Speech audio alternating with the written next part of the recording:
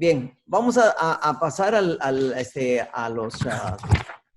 diferentes textos para que se recuerden. Y si lo quieren hacer de tarea esta semana, pues lo dejamos para la próxima semana. ¿Ok? Así que voy a compartirles aquí el tema de esta noche. ¿Ok? Ahí están los atributos. Dios Padre es santo, es clemente, es compasivo, justo, tardo para irarse, grande en constante amor y fidelidad. ¿Ok?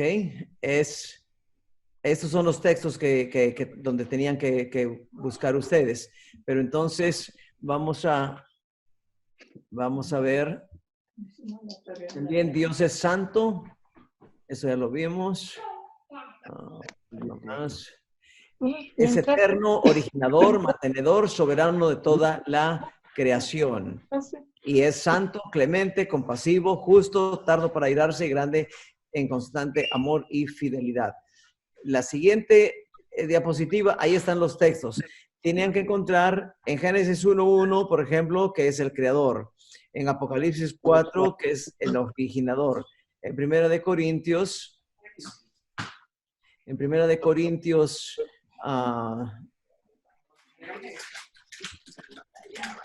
salgo.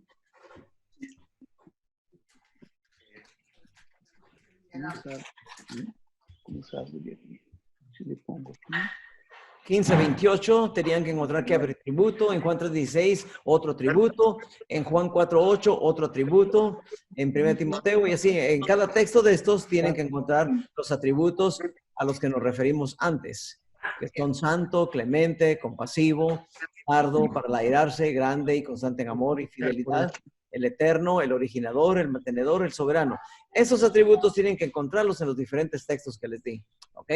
Lo dejamos para la siguiente semana. Ahora vamos a continuar donde nos quedamos y nos habíamos quedado en que Dios es el Dios del pacto. El Dios Padre es el Dios del pacto. ¿Ok? ¿Qué es un pacto? Disculpa, pastor, ¿podrías cerrar tu ventana para que eso llene toda la ventana? Cerrar mi ventana. Ok.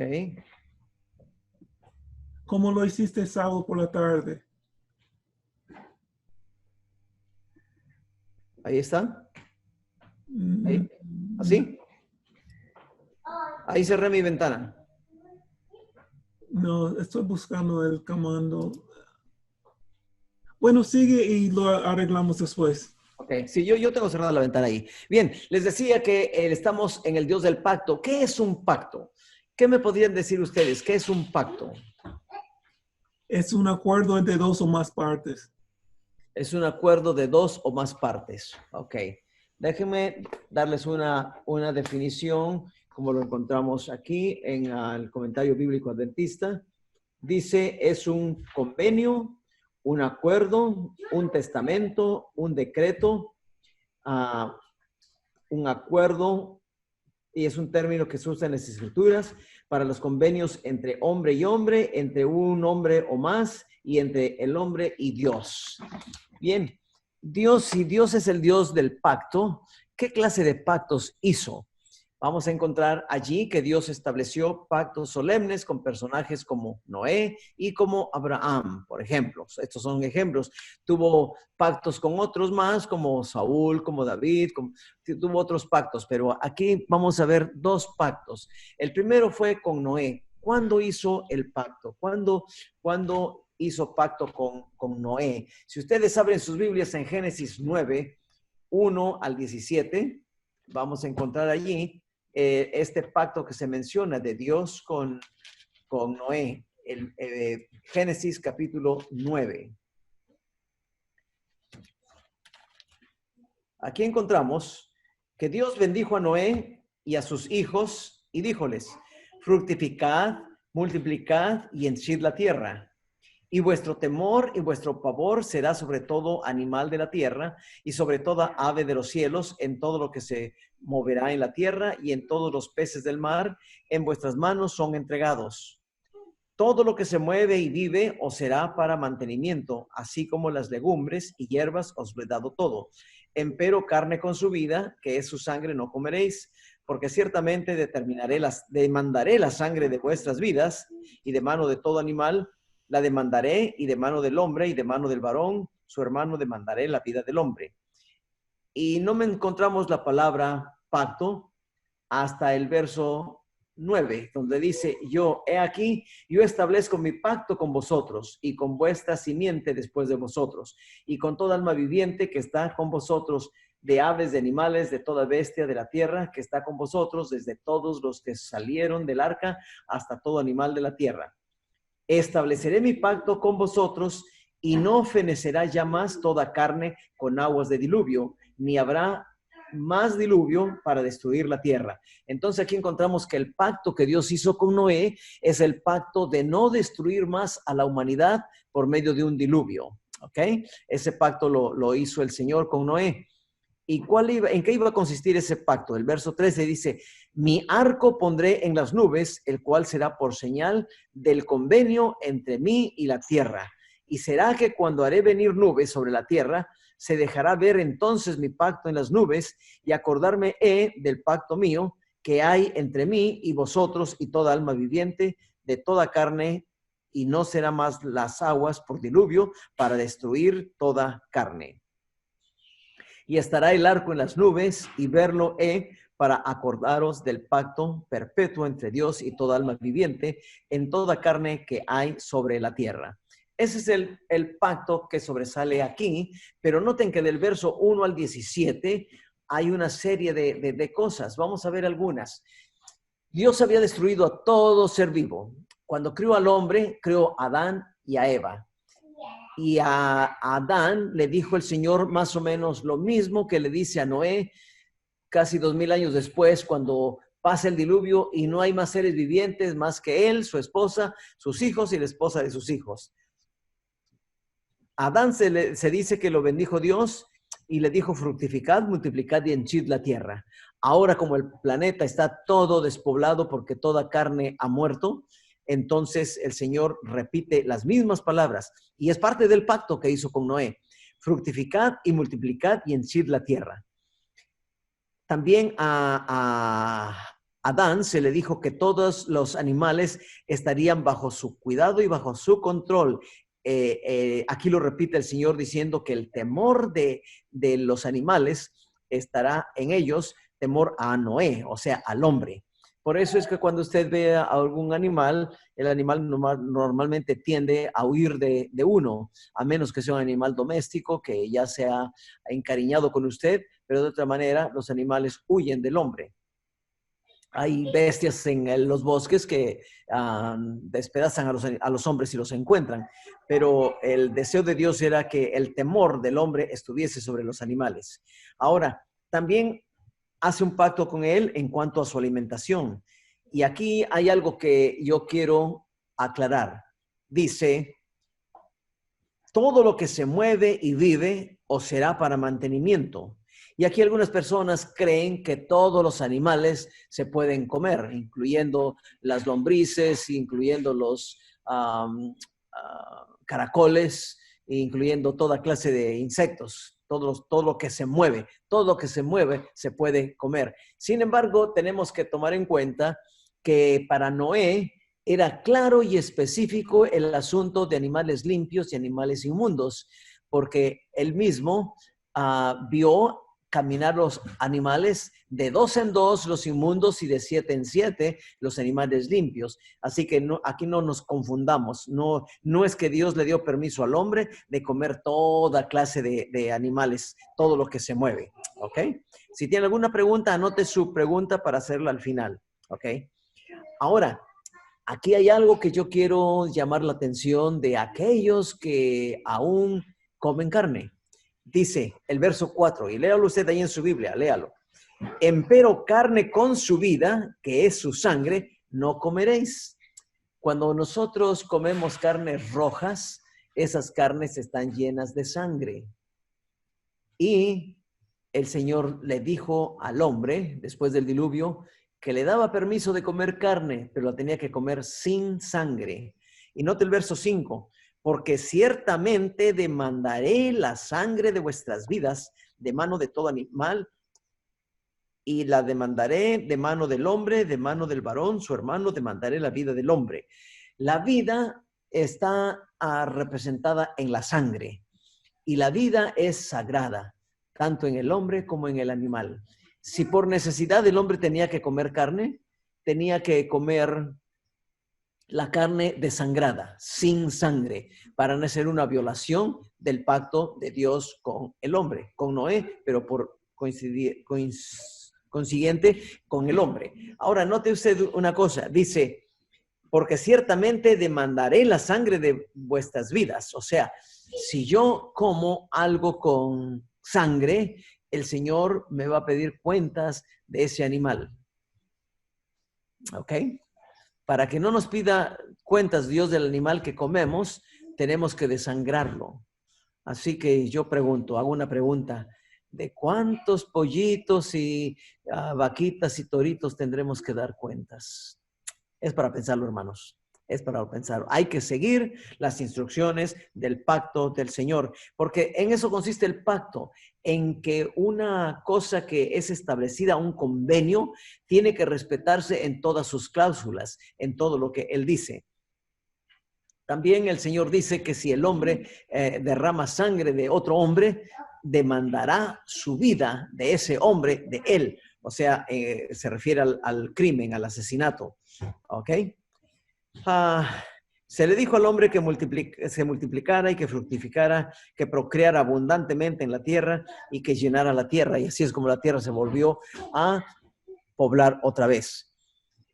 Y habló Dios a Noé, verso 8, y a sus hijos, diciendo, he aquí yo establezco mi pacto con vosotros. Y ahora vamos al pacto del arco. Todos nosotros hemos visto un arco iris, ¿verdad? Fíjense el valor del pacto de Dios para nosotros. ¿Cuántos de los hombres se acuerdan del pacto de Dios con Noé? Una gran cantidad ni siquiera sabe de este pacto. Otra gran cantidad ni siquiera se acuerda del pacto cuando está lloviendo. Y cuando ve el arco, dice, ay, qué bonito el arco iris, pero no relaciona el arco iris que está viendo con un pacto, una promesa hecha por Dios. Sin embargo, a través de todas las edades, desde el diluvio para acá, el arco iris ha estado siempre presente cuando llueve. Y eso nos quiere decir que Dios es fiel a sus pactos. Ese pacto que hizo con el hombre de no destruirlo más por agua, el Señor lo ha mantenido hasta nuestros días.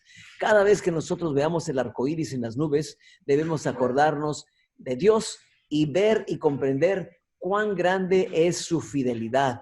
Que aún después de 4,000 años de haber hecho ese pacto, Él no se ha olvidado del pacto. Él sigue haciendo honor a su palabra, a su pacto. Cuando hay inundaciones que destruyen vidas, no es Dios destruyéndolas, es Satanás usando los elementos para destruir almas. Pero Dios es fiel a su pacto hasta nuestros días. Todavía podemos ver el arco iris en las nubes, que es el pacto que Dios hizo, que no destruiría al mundo otra vez por agua. ¿Ok? Pastor, También, sí. disculpa, ¿puedes asegurar que está prendido tu cámara? Te mandé una nota para eso. Sí, déjame hacerlo. No sé qué piensa.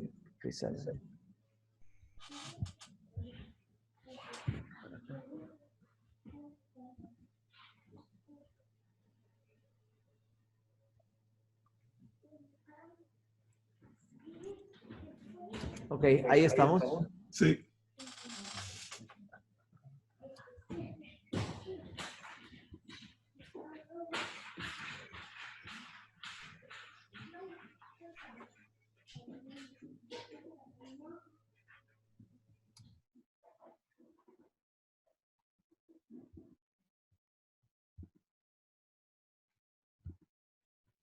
Ok. El otro pacto que vemos en esta diapositiva es Abraham. ¿Qué pacto hizo Dios con Abraham? Pueden abrir sus Biblias en Génesis 12, 1 al 3. Génesis 12, 1 al 3. Empero Jehová había dicho a Abraham, vete de tu tierra y de tu parentela y de la casa de tu padre a la tierra que te mostraré, y haré de ti una nación grande y bendecirte y engrandeceré tu nombre y serás bendito. Y bendeciré a los que te bendijeren y a los que te maldijeren maldeciré y serán benditas en ti todas las familias de la tierra. Podemos ver aquí nosotros cómo Dios está haciendo un convenio con Abraham. Le pide que salga de su tierra, que deje a su familia y se vaya a otro lugar. Y Hebreos nos dice que Abraham salió sin saber a dónde iba.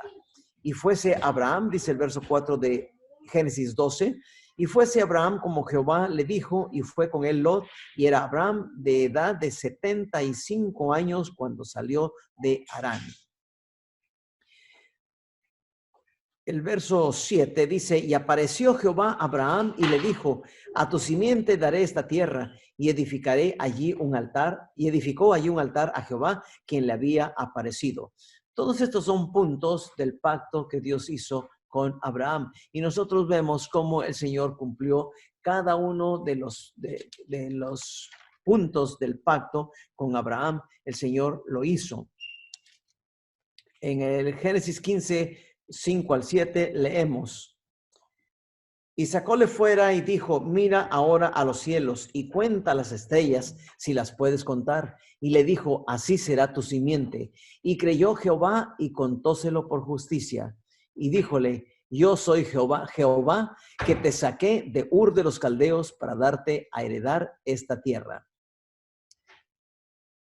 También en Génesis 17, 1 al 8, vamos a encontrar parte del convenio. Y siendo Abraham de edad de 99 años, aparecióle Jehová y le dijo, yo soy el Dios Todopoderoso, anda delante de mí y sé perfecto. Y pondré mi pacto entre mí y ti y multiplicaré mucho en gran manera. Porque Abraham cayó sobre su rostro y dijo, y Dios habló con él diciendo, yo he aquí mi pacto contigo, serás padre de muchedumbre de gentes. Y no se llamará más tu nombre Abraham, sino que se llamará tu nombre Abraham, porque te he puesto por padre de muchedumbres de gentes. Y multiplicarte he mucho en gran manera, y te pondré en gentes, y reyes saldrán de ti. Y estableceré mi pacto entre mi simiente y tu simiente. ¿Y en qué consistía el pacto? Verso 10. Este será mi pacto que guardaréis entre mí y vosotros y tu simiente después de ti. Será circuncidado todo varón de entre vosotros. Circuncidaréis pues la carne de vuestro prepucio y será por señal del pacto entre mí y vosotros. Este es el pacto con Abraham. Iba a ser padre de multitudes. Las naciones iban a ser todas benditas en él, porque de su descendencia nacería el Salvador del mundo. Por eso todas las naciones serían benditas en él.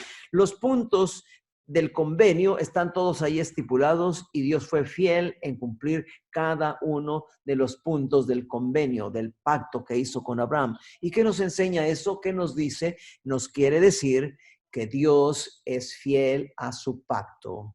Ahora, si nosotros hacemos un pacto con Dios, también tenemos que ser igual, fieles en el pacto que hacemos. ¿Qué clase de pactos hacemos nosotros con Dios? Cuando nosotros conocemos al Señor y lo reconocemos a Cristo como nuestro Salvador, hacemos un pacto con Él cuando bajamos a las aguas del bautismo. Ahí estamos comprometiéndonos con el Señor a entregar nuestras vidas a Él y que nuestra vida sea una vida nueva después del bautismo para vivir una vida de obediencia. Quiero que piensen en eso. Los que son bautizados, quiero que piensen en su vida de bautizados. ¿Cuán fieles estamos siendo al pacto que hicimos con el Señor? Ya aprendimos que Dios es fiel a sus pactos. Ahora nosotros tenemos que aprender a ser fieles a Él como Él es con nosotros. ¿Ok?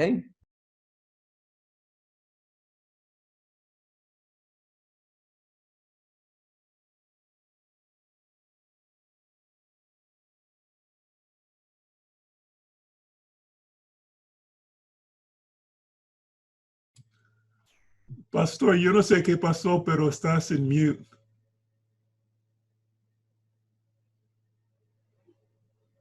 Pastor, estás en mute.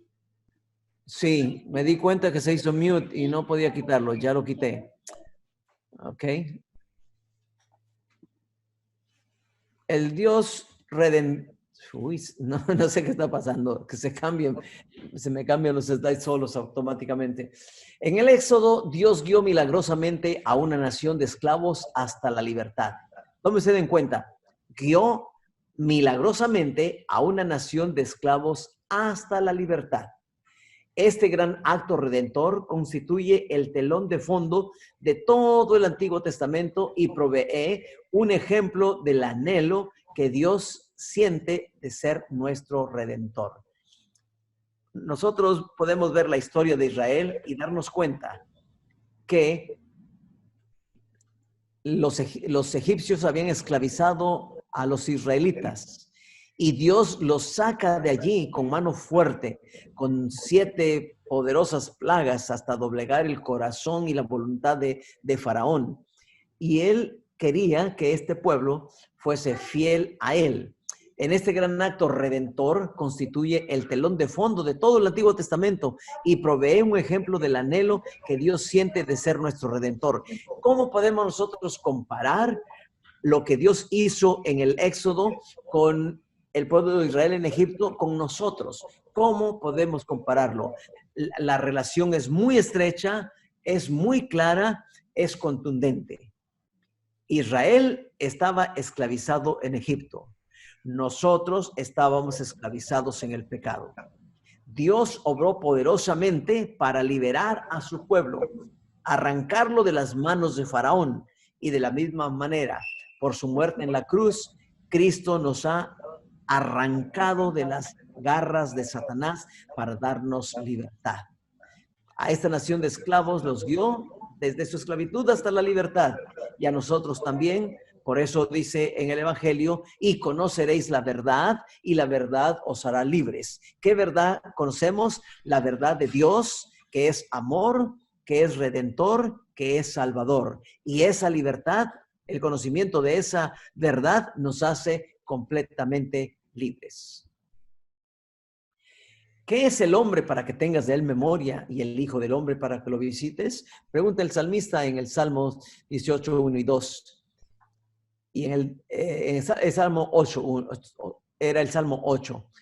En el Salmo 18, 1 y 2 dice, te amo, oh Jehová, fortaleza mía, Jehová, roca mía y castillo mío y mi libertador. Ahora vamos a ver otro atributo de Dios que es un Dios de refugio.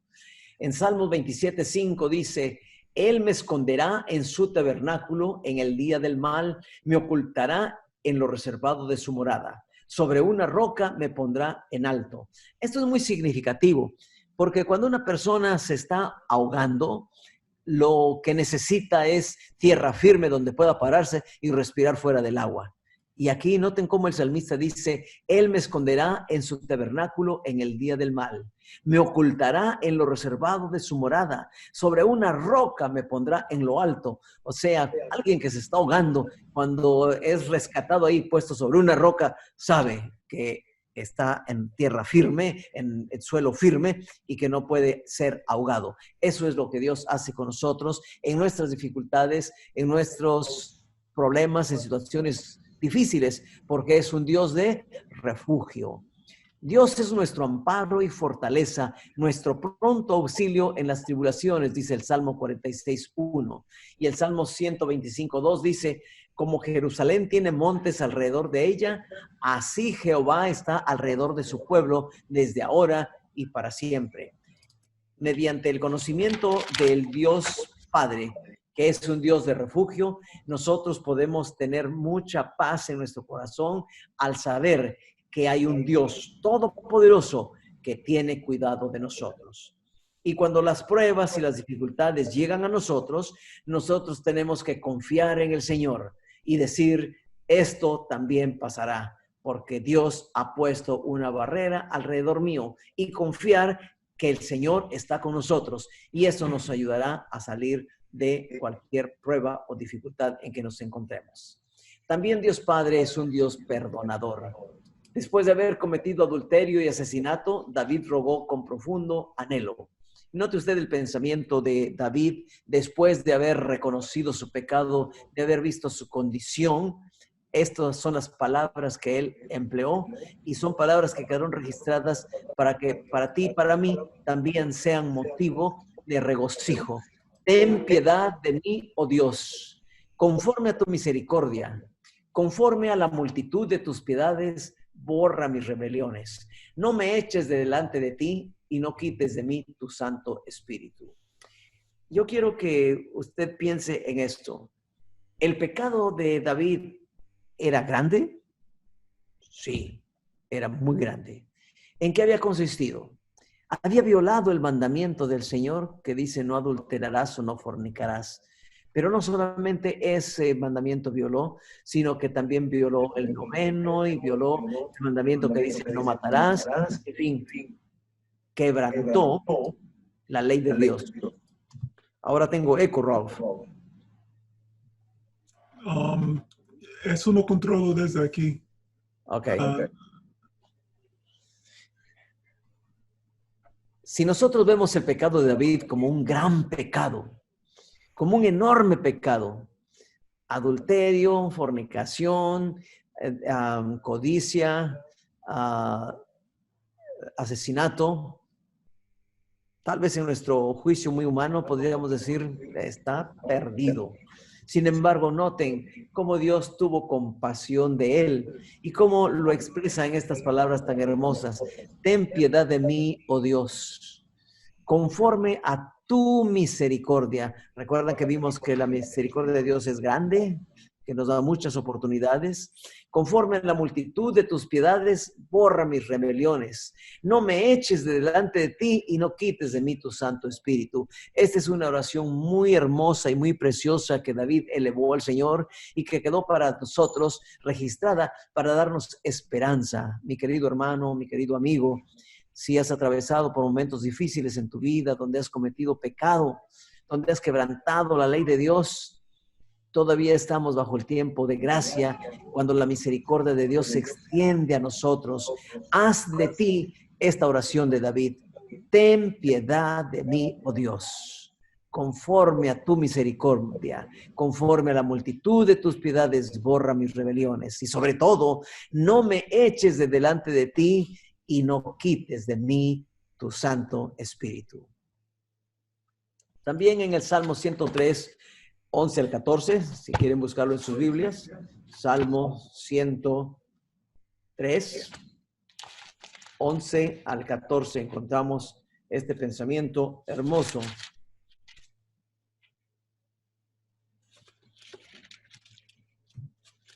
Dice la palabra de Dios.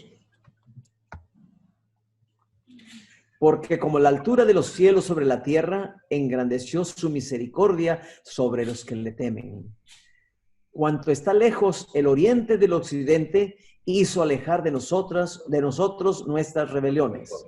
Como el Padre se compadece de los hijos, se compadece Jehová de los que le temen. Porque Él conoce nuestra condición. Acuérdase que somos polvo. Qué hermoso pensamiento, qué lindo pensamiento. Eso nos da esperanza para conocer mejor a Dios como un Dios perdonador.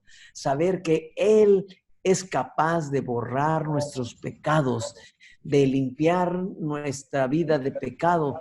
Dice Isaías, venid luego, dirá el Señor, y estemos a cuentas. Si vuestros pecados fueren como la grana, como la nieve serán emblanquecidos. Si fueren rojos como el carmesí, vendrán a ser como blanca lana. Esta es la relación que Dios quiere tener con sus criaturas, con sus hijos, contigo y conmigo. Este es el tipo de relación que Dios quiere que tengamos, como un hijo con su padre. Dice el verso 13, como el padre se compadece de los hijos, así se compadece Jehová de los que le temen. Por lo tanto, si el diablo nos lleva por un camino escabroso y nos hace caer en pecado, nosotros no tenemos que quedarnos ahí en nuestro pecado, sino que podemos clamar al Señor y pedirle ayuda y decirle, ten piedad de mí, oh Dios. Y podemos comprender que la misericordia de Dios es grande, es tan grande como el extremo del oriente hasta el occidente. como las alturas de la tierra hasta el cielo, o sea, es grande su misericordia. Dios también es un Dios de bondad. Dios es el que hace justicia a los agraviados. Si tiene su Biblia, puede leer ahí en Salmo 146, 7 al 9, y va a encontrar todos estos atributos de Dios. Un Dios de bondad. Dios es el que hace justicia a los agraviados. Dios es el que da pan a los hambrientos. El Dios de bondad, Jehová, liberta a los cautivos.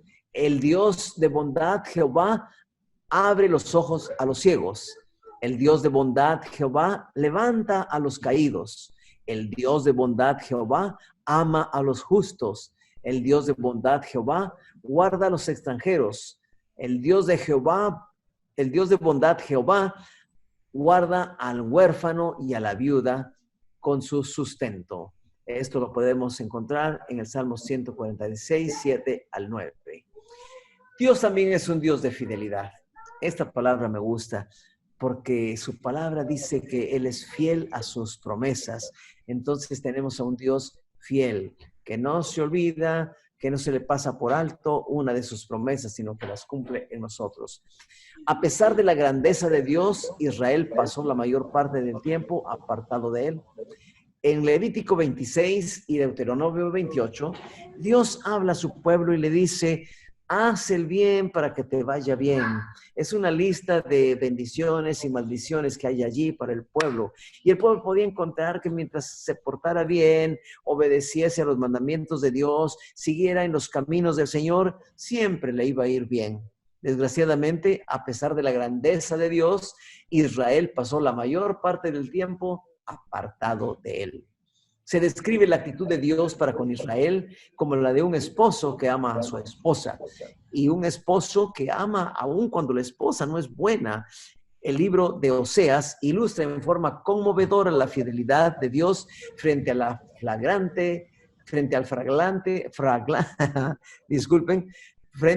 flagrante rechazo e infidelidad de su pueblo.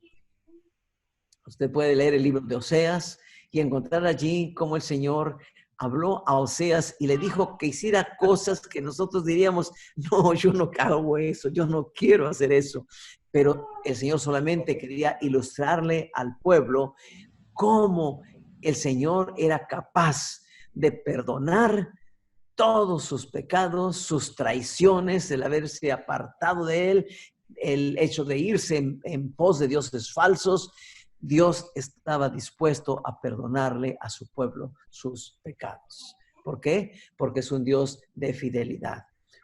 Dios es un Dios de salvación y venganza. Isaías 35:4. Abran sus Biblias. Vamos a leer Isaías 35:4. Dice la palabra de Dios: decid a los de corazón apocado, confortaos, no temáis. He aquí que vuestro Dios viene con venganza, con pago. El mismo Dios vendrá y os salvará. Esta venganza de la que habla aquí no es de un Dios vengativo con su pueblo. No es de un Dios que está esperando que se porte mal el ser humano para castigarlo. No. La descripción que hace el Antiguo Testamento de Dios como un Dios de venganza debe ser colocada en el contexto de la destrucción de su pueblo fiel por los malvados. O sea, cuando el pueblo de Dios era maltratado por sus enemigos, Dios tomaba venganza por su pueblo. ¿Qué nos dice? Que nosotros no debemos vengarnos de nuestros enemigos, sino debemos de entregar toda venganza a Dios y dejar que Él obre. Él hará las cosas mucho mejor que nosotros. Dios nuestro Padre es nuestro Padre tanto por la creación como por la redención.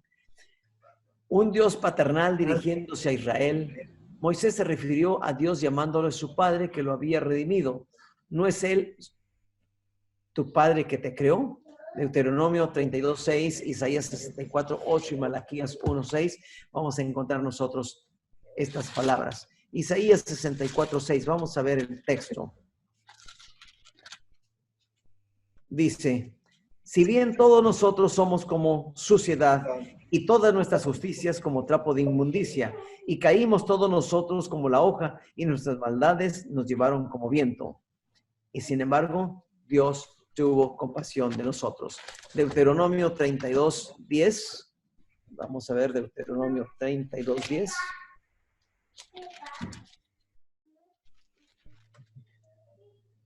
Dice así la palabra de Dios. Hallólo en tierra de desierto y en tierra horrible y yermo, trájolo alrededor, instruyólo, guardólo como la niña de su ojo. ¿Sabías tú, hermano, que tú eres para Dios como la niña de tus ojos? O sea, tú eres como la niña de tu ojo, así lo eres para Dios. Dice el Señor que cuidado con quien toque la niña de su ojo. Pero en el verso 6 dice, viendo todo lo que Dios es para nosotros, así pagáis a Jehová, pueblo loco e ignorante. Me pareció muy interesante este versículo. Nos llama el Señor locos e ignorantes cuando nosotros no caminamos con Él. Así pagáis a Jehová, pueblo loco e ignorante. ¿No es Él tu Padre que te poseyó? Nosotros le pertenecemos al Señor por creación y por redención. Le pertenecemos por creación porque Él nos trajo a la existencia, y le pertenecemos por redención porque con su sangre preciosa Cristo Jesús nos redimió. Así que nosotros le pertenecemos a Dios doblemente, hermanos, doblemente, por creación y por redención. Sin embargo, a veces nos comportamos como pueblo loco e ignorante que no reconoce las maravillas de Dios. Ahora quiero que veamos a Dios el Padre como el Dios del Antiguo Testamento. Veamos que el Dios del Antiguo Testamento no difiere del Dios del Nuevo Testamento. Dios el Padre está revelado como el originador de todas las cosas, el Padre de todos los verdaderos creyentes y en un sentido especialísimo, el Padre de nuestro Señor Jesucristo. Pero Dios el Padre es el Padre de toda la creación. El apóstol Pablo en 1 Corintios 8:6 nos dice, solo hay un Dios, el Padre del cual proceden todas las cosas, y un Señor, Jesucristo, por medio del cual son todas las cosas y nosotros por medio de Él. Dios es Padre de toda la creación. Es Padre de todos los creyentes. En los tiempos del Nuevo Testamento, esta relación espiritual entre Padre e Hijo existe, no entre Dios y las naciones de Israel, sino entre Dios y el creyente individual. Vamos a ver qué nos dice Mateo 5:45. Abran sus Biblias en Mateo 5:45. Y vamos a leer lo que el Señor nos dice aquí. Para que seáis hijos de vuestro Padre que está en los cielos, que hace que su sol salga sobre malos y buenos y llueve sobre justos e injustos. Notamos nosotros que el Señor hace algo imparcial por los seres humanos, porque Dios ama a todos los seres humanos. No todos los seres humanos aman a Dios, pero Dios ama a todos los seres humanos y quisiera salvarlos a todos. ¿Se acuerdan que ya vimos que nos predestinó desde antes de la fundación del mundo para ser salvos? Pero solamente unos pocos prestan atención al Señor. Mateo 6 al 15, vamos a leer por lo menos los primeros versículos. 6 nos dice, mas tú cuando oras, éntrate en tu cámara y cerrada tu puerta, ora a tu Padre que está en secreto, y tu Padre que te ve en secreto te recompensará en público. O sea, cuando tú oras, debes de creer que Dios está escuchando tu oración. Dice el verso 7, danos cierto consejo para nuestra oración. Y orando no seáis prolijos como los gentiles que piensan que por su parlería serán oídos. O sea, cuando hablas con Dios, tú no tienes que adornarte con palabras rebuscadas para sonar elocuente delante del Señor. No, en lo más simple de tus palabras, con las palabras más sencillas, tú puedes hablar a Dios y Él siempre te va a comprender. No os hagáis pues semejantes a ellos, porque vuestro Padre sabe de qué cosas tenéis necesidad antes que vosotros lo pidáis. Y en los siguientes versículos encontramos la oración modelo, la oración que el Señor Jesús enseñó a sus discípulos y nos la ha dejado a nosotros, el Padre nuestro. Y ese es un ejemplo de oración con los puntos importantes de la oración para que cuando nosotros hablemos con el Señor podamos tener y saber cuál es la forma correcta de hablarle al Señor. En Juan 1:12 encontramos también cómo Dios Padre es el Padre de todos los creyentes. El apóstol Juan en su evangelio dice en el verso 12, mas a todos los que le recibieron, dióles potestad de ser hechos hijos de Dios, a los que creen en su nombre, los cuales no son engendrados de sangre, ni de voluntad de carne, ni de voluntad de varón, mas de Dios. Cuando Dios dice que Dios Padre es Padre de todos los creyentes, quiere decir que todo aquel que ha reconocido a Cristo como su Salvador personal llega a ser hijo de Dios. Si tú has reconocido a Cristo como tu Salvador, eres un hijo de Dios y Dios te va a mirar como uno de sus creyentes hijos que ha creído en el sacrificio de su Hijo Jesucristo. El Señor se goza en que un ser humano venga a Él. Por eso dice que hay más gozo en el cielo por un pecador que se arrepiente que por 99 justos que no tienen necesidad de arrepentimiento. Ahora, Dios el Padre, ¿cómo podemos conocerlo? A través de su Hijo Jesús. Nuestro Señor Jesús revela al Padre. Jesús dio al Hijo, proveyó la más profunda revelación de Dios el Padre al venir en la carne humana en calidad de autorrevelación de Dios. O sea, que a Dios nadie le vio jamás. Cristo vio al Padre y vino para dar a conocer al Padre. El amor del Padre está en permitir que su Hijo venga a la tierra. La misión del Hijo es en su persona revelar el carácter del Padre. Ahí mismo en Juan 1:1 y 14 leemos: en el principio era el Verbo, y el Verbo era con Dios, y el Verbo era Dios. Y aquel Verbo, verso 14, fue hecho carne y habitó entre nosotros, y vimos su gloria, gloria como del unigénito del Padre, lleno de gracia y de verdad. Y esto es lo que nosotros creemos como adventistas. Acuérdense que estamos en nuestras creencias. Esto es lo que creemos, que Cristo es Dios y tiene existencia de por sí mismo desde siempre. Ha sido uno con el Padre. Es el Verbo de Dios, pero aquel Verbo fue hecho carne y habitó entre nosotros. O sea, descendió de su trono de gloria a este mundo oscuro y lleno de pecado para revelar el carácter del Padre. El verso 18 dice: a Dios nadie le dio jamás, el unigénito Hijo que está en el seno del Padre, Él le declaró.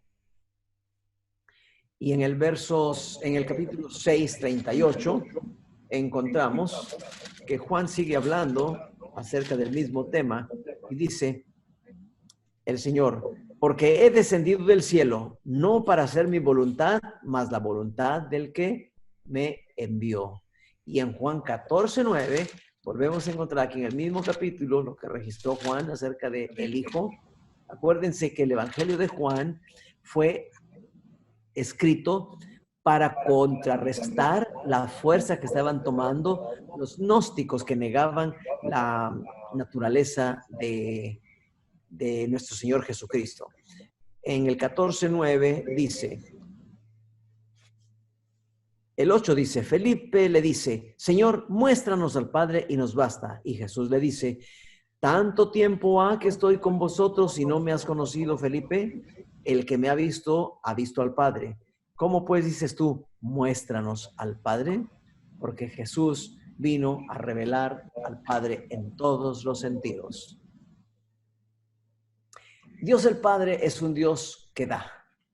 Jesús reveló que su Padre es un Dios generoso, que da. Vemos con generosidad el acto de dar durante la creación en Belén y en el Calvario. En la Biblia encontramos estas tres fuentes de revelación de la dadivosidad de Dios. ¿Cómo podemos verlo en la creación? Allá en la creación, ¿cómo podemos verlo? Podemos verlo como un Dios que trajo a la existencia todas las cosas y se las entregó a Adán y lo hizo mayordomo de toda la creación. ¿Cuánto había creado Adán? Nada. ¿De cuánto era dueño Adán? De nada. Y sin embargo, Dios lo hizo dueño de todo. Lo hizo mayordomo de toda la propiedad divina. ¿Ok? Así que Dios es un Dios que da. ¿Y cómo lo vemos nosotros en Belén? ¿Qué dio Dios en Belén? Ahí dio a su hijo para que naciera como un bebé con peligro, que un rey celoso, enojado, trató de matarlo y mató a todos los niños menores de 2 años. Bien, ahí vemos a Dios el Padre entregando a su hijo en una forma indefensa, pero lo hizo por amor a ti y a mí.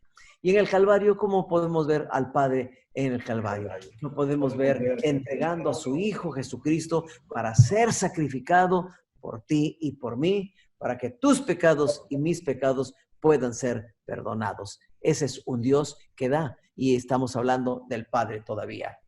Dios Padre es un Dios de amor, es el atributo máximo de Dios, el amor. El tema favorito de Jesús era la ternura y el abundante amor de Dios. Solamente cuando nosotros somos capaces de ver el amor de Dios en esta dimensión, es cuando nosotros podemos decir que podemos amar a nuestros enemigos, que podemos perdonar cualquier agravio, cuando podemos dar algo por alguien que no nos ama, que no nos quiere. Solamente cuando vemos desde esta perspectiva el atributo del amor de Dios, que es grande, magnífico. Cuando nosotros comprendemos la grandeza del amor de Dios, somos más susceptibles de ser así como es Dios. ¿Qué nos dijo el Señor?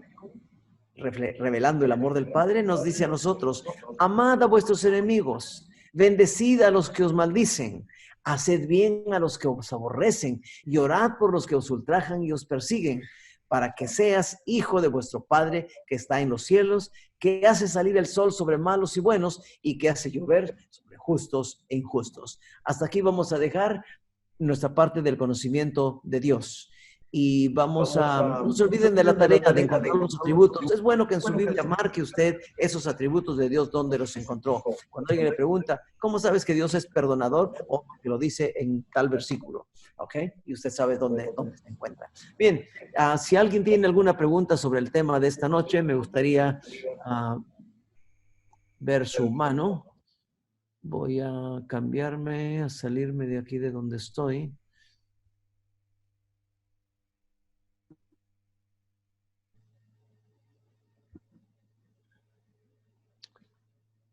No los puedo ver.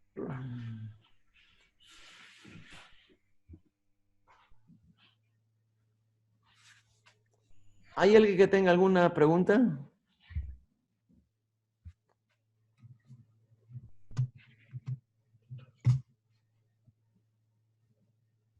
Se me hace que no me escuchan. ¿Alguien tiene alguna pregunta? Levante su mano, por favor. Ellos ahora pueden quitarse el mute si quieren hablar. ¿Pueden hacer unmute sus micrófonos?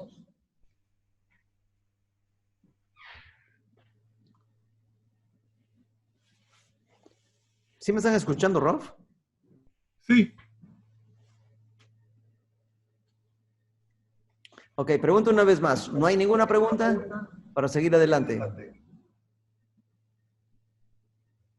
Ok. Vamos entonces a los pedidos de oración. ¿Alguien tiene algún pedido de oración?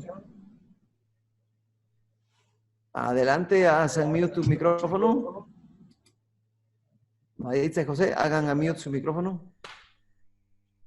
Ok, dame un segundo, pastor, porque están diciendo que no se puede quitar el mute. Voy a quitar todos los mutes y ir cerrando otra vez. Ok.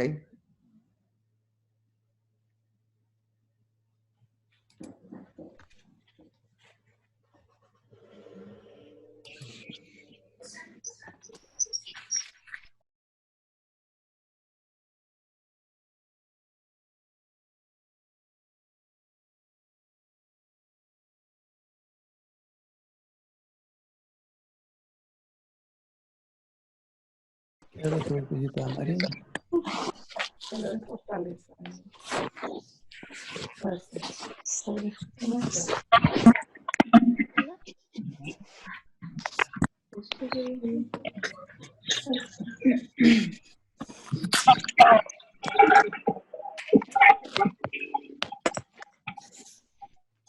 Ok. Ahora sí, Maritza, ya tienes tu micrófono. No, todavía estás mute. Ok, Ferrari, doctor Ferrari, ¿cuántos están con usted? Mamãe, quando chega na hora de pedido. Doctor Ferrari, Estamos contigo. Es que yo tengo el teléfono abierto. doctor Ferrari, ¿cuántos están con usted? ¿Cuántos hay en su casa ahorita? Lupita y ¿Hay yo. en su casa? En Lupita. ¿Dos? Los dos. Ok. Dos. ¿Quién más? Fontaines, ¿cuántos están en su casa con ustedes? Porque le mandé el teléfono. Porque no me puedo acercar. Somos dos, pequeños. Dos. Ok. Dos. Ok. ¿Alguien más que no tenga yo? Ok, me voy a pedir. Hermana Pati. Pati, ¿cuántos hay en su casa? ¿Cuántos están con usted? ¿Mande? ¿Cuántos están con usted? Estamos pues nada más yo y Oscar porque los niños tuvieron que salir. Ok, dos. Ok, perfecto. Ok, es que tengo que entregar un reporte de cuántos estuvieron.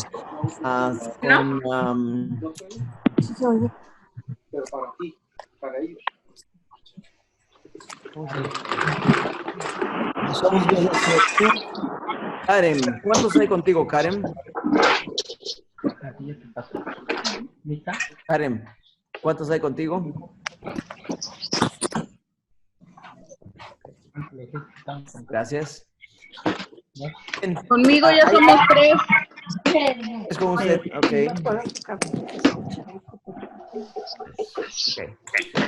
¿Hay algún pedido de oración? Maritza, ¿habías levantado la mano?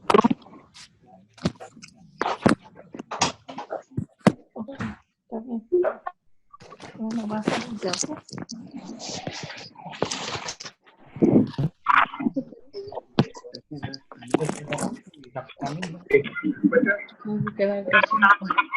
Estamos en pedidos de oración. Si alguien tiene algún pedido de oración, ok, adelante, Maritza, pero tú estás mute. Sí, no sé si on mute tú. No me falta nadie. Nosotros éramos 6 también. 6, ok, digo son 6. Ok. Yo y José 2. ¿Mandé? Yo y José 2. José, sí, ok, son 2 ahí. Muy bien. Karen, no te escuché cuántos estaban contigo. ¿Has unmute tu micrófono? Oh, estamos los 4. Los 4, ok. Karen 4. Muy bien. ¿Cuántas personas estamos? Ok. La razón que les pregunto es porque quieren que de cada reunión de cuántos estuvieron presentes, ¿ok? Así que si quieren agrandar este número, inviten a más gente para que tengamos mejor reporte, ¿ok? ¿Cuántos fuimos? Sí, no te oí. ¿Cuántos fuimos? ¿Cuánto sumó? ¿Cuántos somos hoy? Pues tengo que hacer la suma, déjenme, se los digo. Somos 4. Una suma veloz. 5, 4, 9, 10, 11, 12, 13, 14, 15, 16, 17, 20, 21, 21, 27, 27, 28, 29, 30, 21, 30, 31, 32, 33, 34, 35, 36, 38, 38, 41, 41, 44, 41, 43, 45. Estuvimos 45 hoy. Necesitamos hacerlo más así, porque si vamos a la iglesia vamos menos. Yo creo que sí, ¿verdad? Cierto, ¿no? Aquí somos más por Zoom. Es que con Rigo es un montón ahí. Es que Nos ayuda. lo que pasa es que ahora, después de la pandemia, todos vamos a ir a la iglesia. Y ahora sí vamos a hacer 45, 50 en la clase bíblica. ¿Qué les parece? Sí le preguntó a la hermana Onea, ¿a ella le preguntó también? Sí, son dos ahí. Ah, ok. Ok. Bien, que Dios les bendiga, hermanos, que Dios les bendiga a todos. Gracias, Raúl, por tu ayuda. Gracias a todos. Vamos a vernos el próximo viernes. Rigo, te mandé un mensaje. Espero tu respuesta. Sí, está bien. Ahí me contestas, ¿ok? Muy bien. Y que la pasen bien, que tengan un feliz jueves y viernes. Nos vemos aquí por la noche, hermana Patti. El viernes por la noche aquí nos encontramos otra vez y el sábado por la mañana con todos. El sábado por la tarde les tengo una sorpresa, así que no se pierdan nadie el seminario del sábado por la tarde. Dios les bendiga, les acompañe, pasen buena noche. Buenas noches. Gracias, pastor. Buenas noches. Feliz semana. Buenas noches. Gracias, Raúl. A todos.